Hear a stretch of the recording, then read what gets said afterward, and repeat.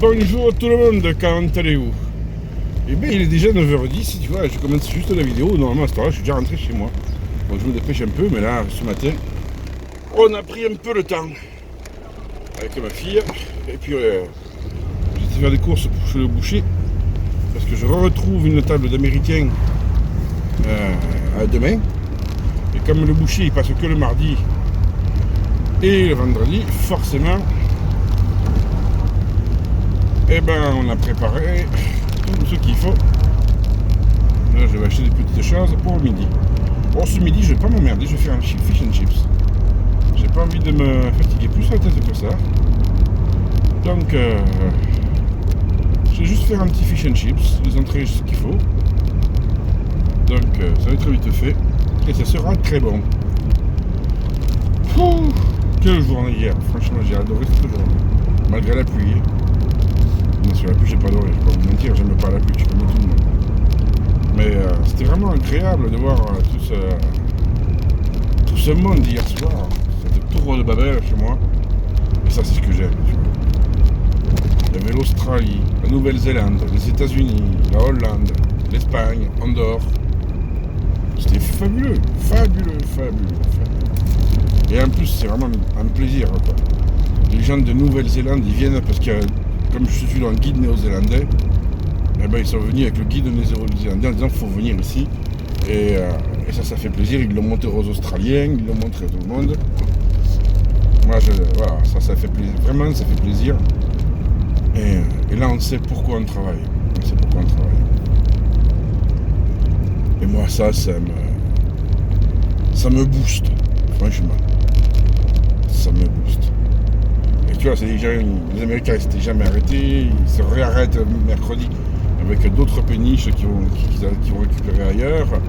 Et ben ça c'est la plus belle des récompenses. Tu sais, quand les gens ils viennent chez toi, ils reviennent chez toi, parce que chez toi, ben, ils ont pris du plaisir, ils ont trouvé de la cuisine qu'ils aiment et tout. Et ben, c'est gratifiant, tu vois. Le père américain hier, il me dit, c'est comme ça que j'imaginais la gastronomie française.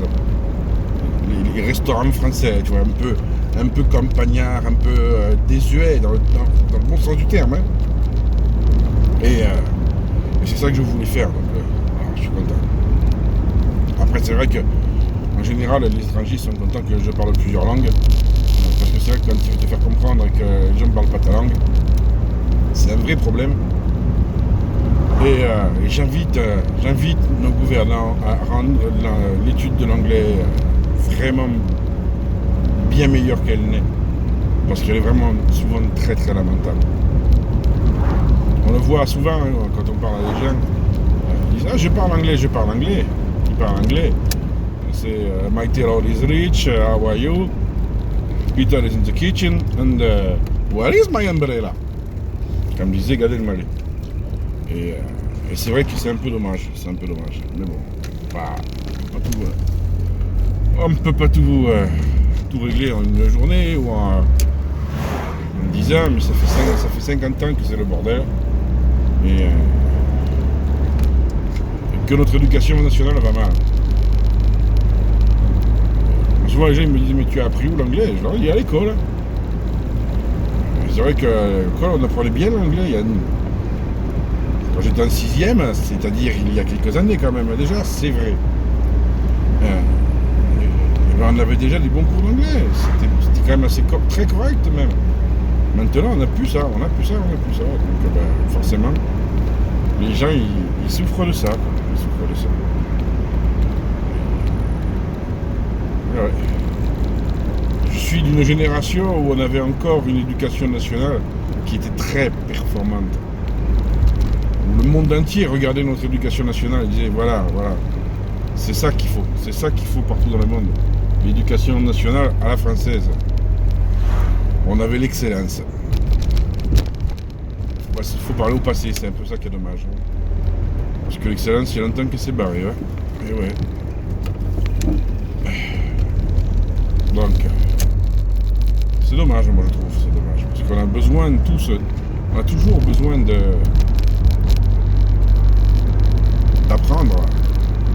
apprendre.